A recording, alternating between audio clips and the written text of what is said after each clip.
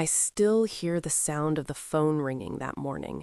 It was soft, almost polite, but it changed everything.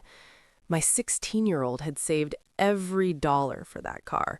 Brand new, still smelled like hope. I had watched him touch the steering wheel like it was a promise. I trusted my sister with the keys for one short errand. I told myself, family is safe. Family is careful. An hour later, rain pressed against the windows, and my heart felt tight. The call came from a number I did not know. A calm voice said there had been an accident. No one was hurt, they said. The car was gone, they said. Then came the part that still shakes me. My sister had called the police. Not me. Not my child. I stood in the kitchen, holding silence, wondering how love can break so quietly. That was the beginning then. Before all this happened, our family life was simple. Not perfect, but steady. We lived in a small house where the kitchen light stayed on late and the coffee pot was always warm. My son was 16, quiet, thoughtful, and careful in ways that surprised me. He worked after school, saved his money, and talked about that car like it was his first step into adulthood. I watched him grow, and I tried to give him room while still holding on. My sister had always been part of our daily life. She lived nearby and came over often. Sometimes she helped with rides or errands.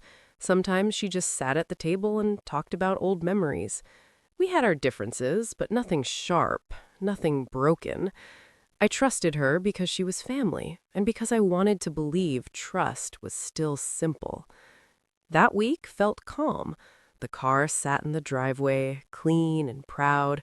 My son wiped it down every evening, smiling to himself. I remember thinking how lucky we were. Not rich, not fancy, just together. The rain had been coming and going, soft and slow, like a warning no one hears. That morning, my sister asked to borrow the car. Just once, she said, just a quick trip. I hesitated, then nodded. I told myself, love means saying yes sometimes. I did not know that small moment would change how our families spoke to each other forever. After she left, the house felt too quiet. My son sat by the window, pretending not to watch the road. I could see his hands twist together in his lap. That car meant more than metal to him. It was freedom. It was proof that his hard work mattered. I tried to distract him with small talk, but my voice felt thin. Inside, I was counting minutes.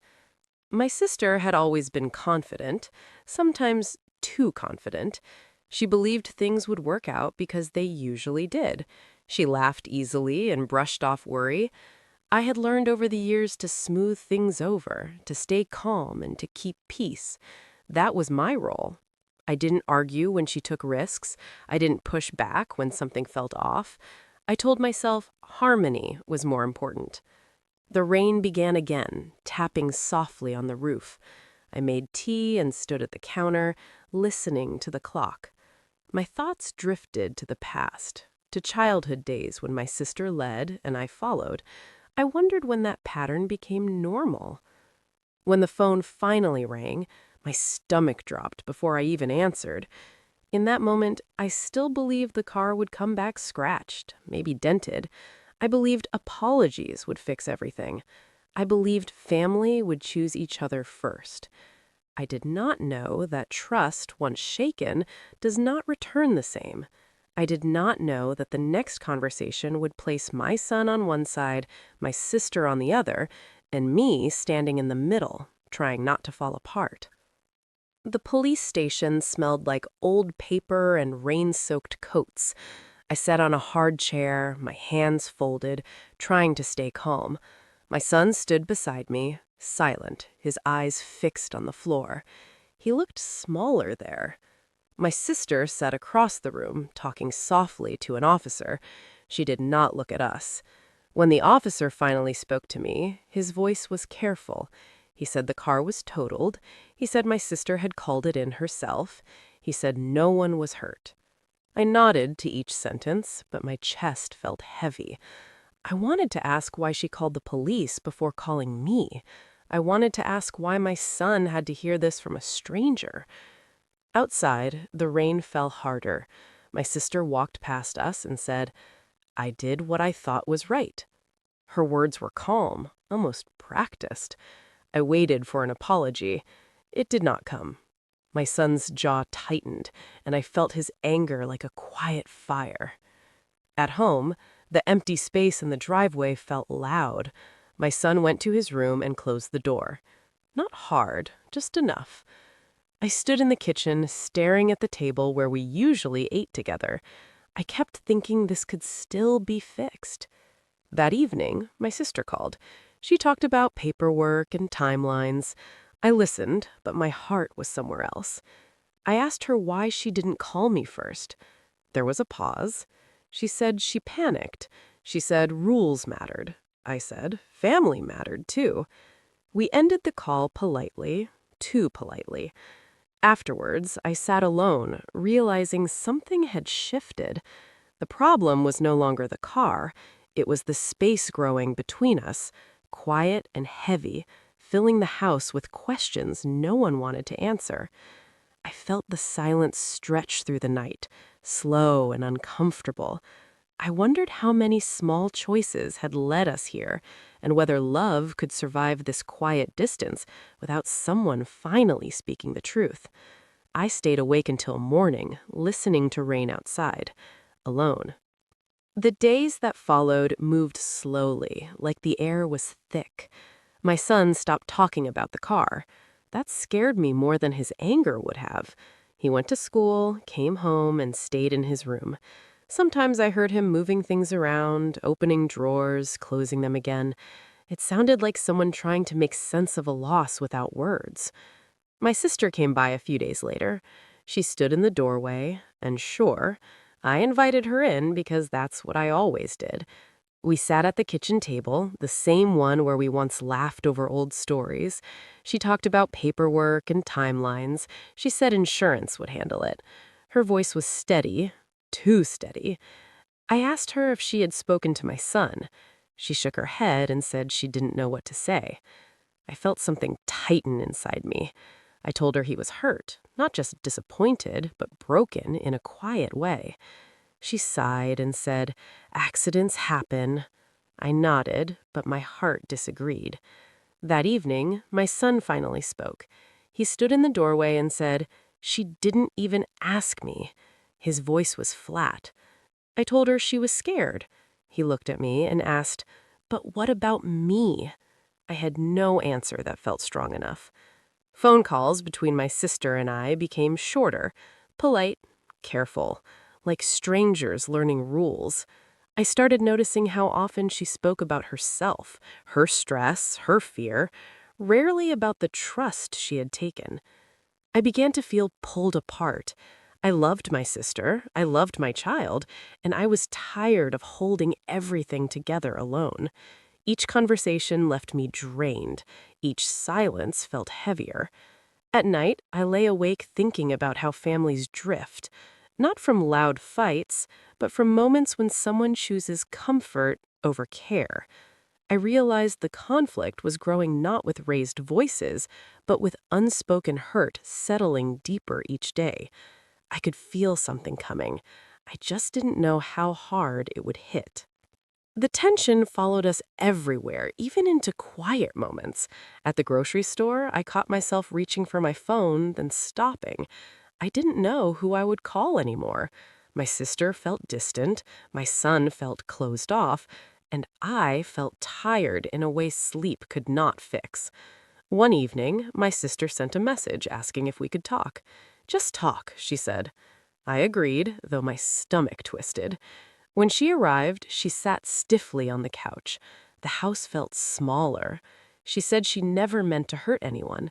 She said the police told her it was the right thing to do. I listened, nodding slowly. I asked her if she understood what the car meant to my son. She hesitated. Then she said, "It's just a car." The words landed heavy. I felt my chest ache. I told her it was never just a car. It was trust. It was effort. It was a young person learning the world can be fair. My son walked through the room, silent. He did not look at her. She watched him go and said nothing. That silence said more than any apology could have. After she left, the house sat alone in the dark. I realized we were no longer talking about an accident. We were talking about values, about who gets protected when things go wrong. I understood then that the conflict had grown beyond repair with small fixes. Something was coming, a moment where choices would have to be named.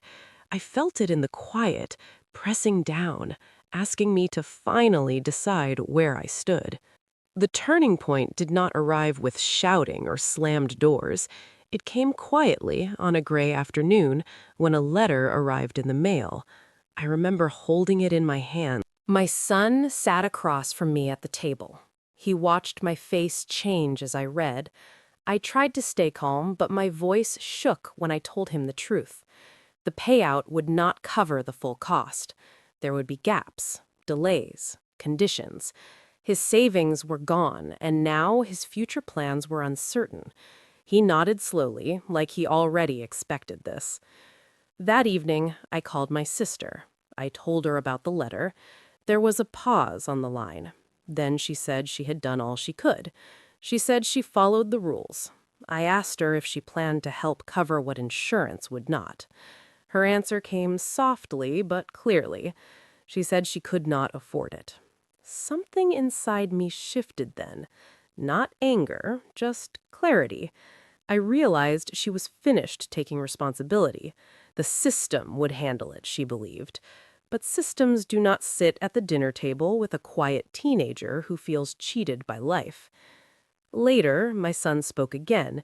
He said he didn't want to drive anymore, even if we fixed things. He said it felt pointless. His voice broke, just once. I looked at him and felt a deep sadness settle in my chest. That night, I stood by the window, watching rain slide down the glass.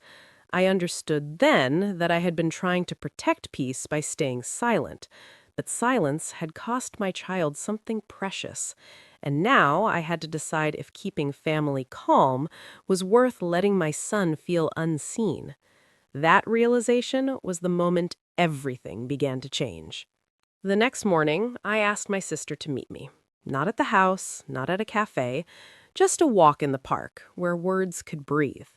The sky was pale and the air felt still. We walked side by side for a while before either of us spoke. I told her I wasn't calling to argue. I told her I needed her to listen. I spoke slowly, choosing each word with care. I explained what the car meant to my son, how he worked for it, how proud he was, how small he now felt. She listened, but her face stayed guarded. She said she felt blamed. She said accidents happen and no one should carry guilt forever. I nodded. I told her guilt was not what I was asking for. I was asking for accountability, for empathy, for her to see beyond herself. She stopped walking and looked at me. Her voice was calm when she said she would not be made to feel like a criminal. I felt a quiet ache then. I told her no one was calling her that, but calling the police without calling us first sent a message. It said rules mattered more than people. She crossed her arms and said she did what she thought was right. I told her sometimes what feels right protects us, not the ones we hurt. There was a long pause. Birds moved in the trees above us. Life went on around us unchanged. In that moment, I realized we were speaking different languages. She wanted release. I wanted a repair. She wanted to move on. I wanted acknowledgement. I told her something I had never said before.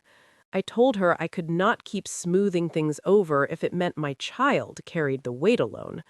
My voice stayed steady, but my hands trembled. She looked away. We walked back in silence. When we parted, there was no hug, no promise to call, just space. And for the first time, I did not rush to fill it. I knew then that standing up for my son might cost me something, but walking away from that truth would cost me more. The final moment came at home, late that night. My son sat at the table, papers spread out in front of him, old pay stubs, notes he had written to himself about college, about saving again someday. He looked up and asked me a simple question. He asked if I was going to let this go. I sat down across from him. I felt the weight of every choice I had made before. I told him the truth. I told her I had tried to keep peace for too long. I told her I was scared of losing family. He listened quietly, then said something that stayed with me. He said, "I already feel like I lost something." That was it. I understood then that staying silent was also a choice, and it was hurting him. I picked up the phone and called my sister one last time. I told her I needed distance, not forever, but for now. I told her I needed time to focus on my child and to heal what had been damaged. She was quiet. Then she said she didn't understand. I told her I hoped one day she would. I wished her well and ended the call. Afterwards, the house felt different. Still quiet, but lighter. My son exhaled like he had been holding his breath for weeks. I placed my hand over his and told him we would rebuild. Maybe not quickly, maybe not easily, but together. That night I slept. Not deeply, but honestly. I knew the turning point had passed. I had chosen presence over comfort. And even though the road ahead was uncertain, I felt stronger knowing I had finally stood where I belonged. The days after that decision felt slow but steadier. The house returned to its normal sounds. The hum of the fridge, footsteps in the hallway. My son began sitting at the table again, not to plan, just to be present. Sometimes we said little, sometimes nothing at all, and somehow that was enough. We talked about money carefully, not with panic, but honesty. We made lists, small goals. He decided to keep working, not because he had to, but because it helped him feel in control again. I watched him regain something quiet and strong inside himself.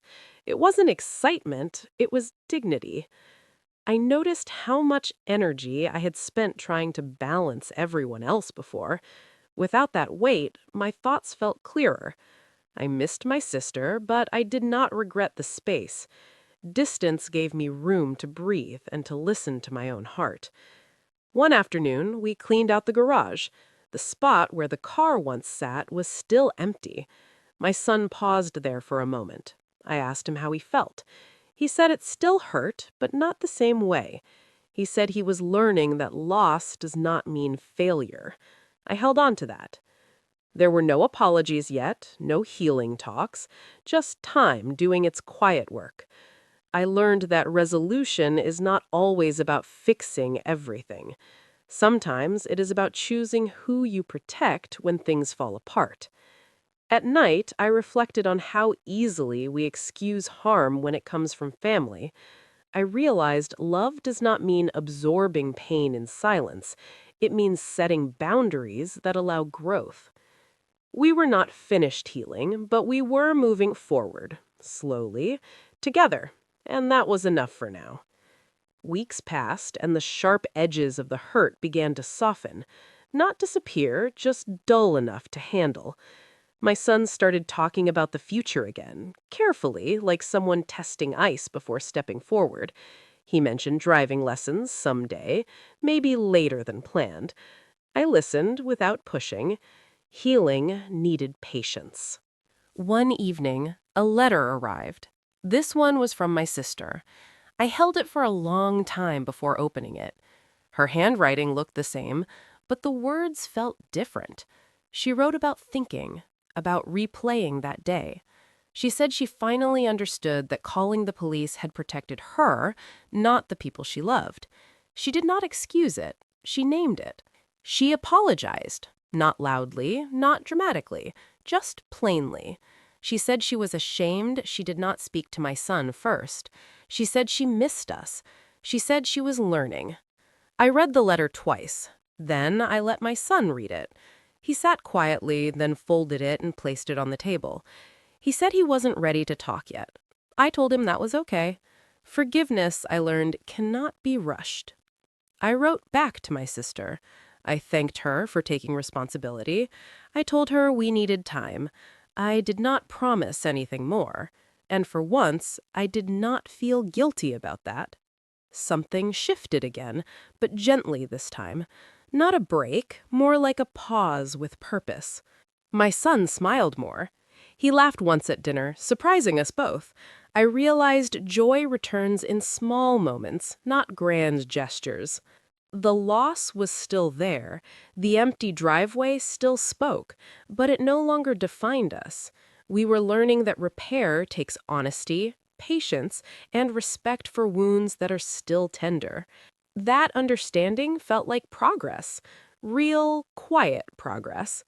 Time continued to move, steady and kind in its own way.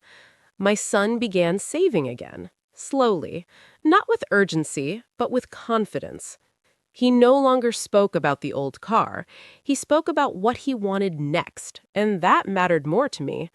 We started small routines together, evening walks, quiet talks before bed. Sometimes we spoke about the accident, sometimes we didn't. I learned that healing does not always need words. Presence can be enough. One afternoon, my sister asked if she could visit. Just for a short time, she said. I asked my son how he felt. He thought for a long moment and said, maybe someday, but not yet. I respected that. I told my sister we were not ready. She accepted it. That mattered. I felt proud of myself for honoring my child without anger or blame.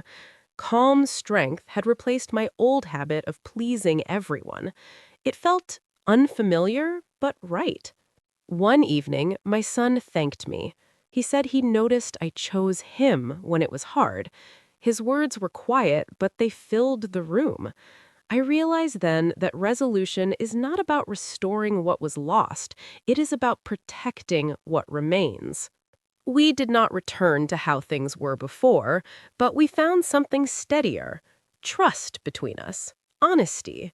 A sense that even when things break, we can choose how to respond. The pain softened into understanding. The silence became peace. And in that calm, we learned how to move forward without carrying resentment. Now, when I look back on that season of our lives, I don't just see the accident anymore. I see the choices that followed it. I see the quiet moments where I had to listen instead of fixing. I see how easily love can be confused with silence, and how clarity sometimes hurts before it heals. The driveway is no longer empty, not because another car sits there, but because the emptiness no longer controls us. My son walks taller now. He trusts himself again, and I trust myself too. I learned that protecting peace should never come at the cost of someone feeling unseen. My sister and I still speak, carefully and honestly. There is space between us, but it is no longer filled with resentment. It is filled with understanding and boundaries. I learned that distance does not always mean rejection. Sometimes it is care. If there is one thing this experience taught me, it is that doing the right thing does not always feel comfortable. Sometimes it feels lonely. Sometimes it means standing still while others move away. But it also brings strength. I carry that lesson with me now, in everyday choices, in conversations, in silence, in how I show up for my child. And when I hear rain against the windows, I no longer feel dread. I feel gratitude for what we survived together. If you are listening to this and carrying a quiet hurt of your own, I want you to know something. You are allowed to choose care over comfort. You are allowed to protect the people you depend on, even when it feels complicated. Love is not proven by how much pain you endure in silence. It is proven by the courage to respond with honesty and calm strength. My son still does not have another car yet, but he has something more lasting. He knows his voice matters. He knows he will be heard, and that knowledge will carry him further than any set of keys ever could. As for me, I no longer rush to smooth over every rough edge. I pause, I listen, I choose, and that has changed everything. Life will bring accidents. It will bring moments that test loyalty and trust.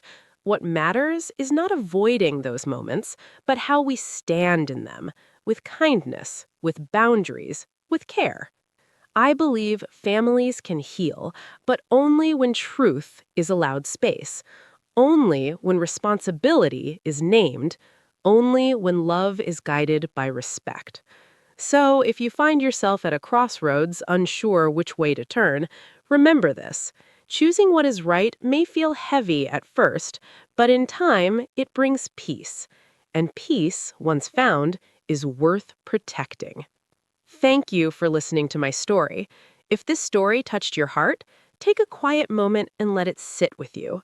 If you've ever had to choose between keeping the peace and protecting someone you love, you're not alone. Feel free to share your thoughts in the comments. Your story might help someone else feel seen. And if you know someone who needs to hear this tonight, you can share it with them. And if you'd like to hear more real stories about family, healing, and quiet strength, consider subscribing. We're here to remind each other that even in hard moments, compassion and honesty can still lead us home. Take care of yourself, and thank you for listening.